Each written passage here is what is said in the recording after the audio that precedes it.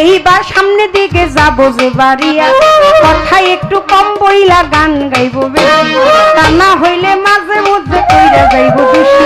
বিচ্ছেদ গান গাইতে হইব আসরের ভিতরে, ভাবুক প্রেমিকা রইছে মুখের পানে চেয়ে, তাই তো একটা প্রশ্ন করবই আমি, বেশি করব না। একটা প্রশ্ন করবই আমি, বেশি করব না। বলেন বলেন লতিফ সরকার, বলেন ঘটনা।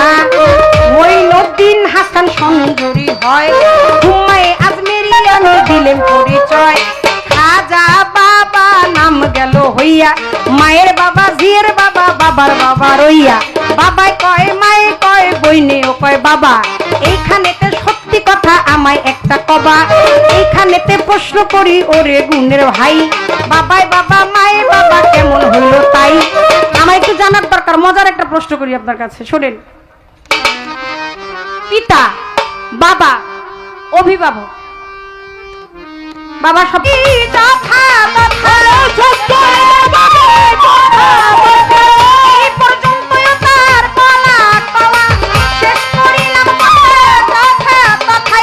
প্রশ্ন কি গাইব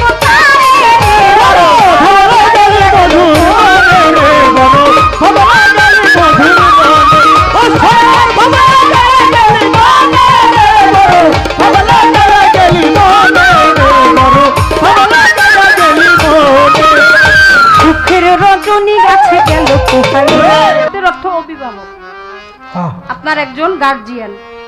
আমরা বাবা বলতে, বাবা কয়কারে?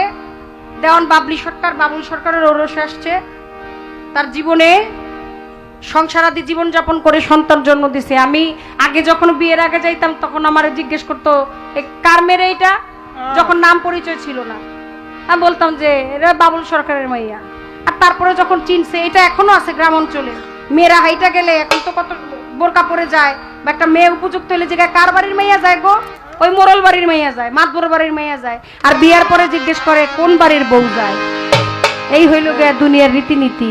আমার একটু জানার কথা, এই যে খাজা বাবা, আসলে তার নাম হচ্ছে মঈনুদ্দিন খাজা বাবা। আমি দলিল পড়ে যেখানে যা দেখতে পারলাম, হিন্দু, মুসলমান, বৌদ্ধ, খ্রিস্টান, খাজা বাবার দরবারে গেলে সকল ধর্মের মানুষ যায়। কোন ধর্মের মানুষ এবং নারী এবং পুরুষের কোনো ভেদাভেদ নাই। ওই দরবারে নারীও যাইতে পারে, পুরুষও যাইতে পারে। আমার একটু জানার কথা, জানার দরকার। আপনি বলেন, খাজা বাবাকে বাবাও বাবা ডাকে, মায়েও বাবা ডাকে, জিও বাবা ডাকে, বইনেও বাবা ডাকে, তালয়েও বাবা